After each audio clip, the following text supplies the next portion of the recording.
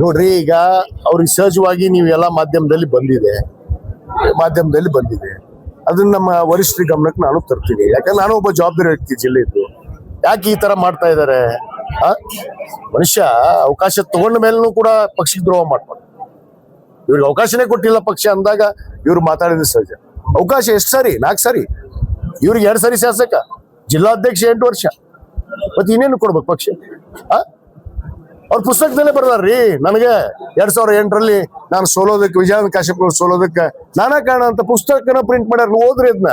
ಮತ್ತಿದು ಅವಾಗ ಮಾಡ್ಯಾರ ಅಂದ್ರೆ 2008ರಾಗ, ಇವತ್ತು 2026ರಾಗ ಕೂತೀವಿ ನಾವು. ಇದು ಅವ್ರದ್ದು ಏನು ಆಲ್ಚಾಲ್ ಗುಣಗಳು ಬದಲಿ ಆಗ್ತಾವ ಅಂತ ತಿಳ್ಕೊಂಡ್ರಿ ಇರ್ಬೋದು ಜನ.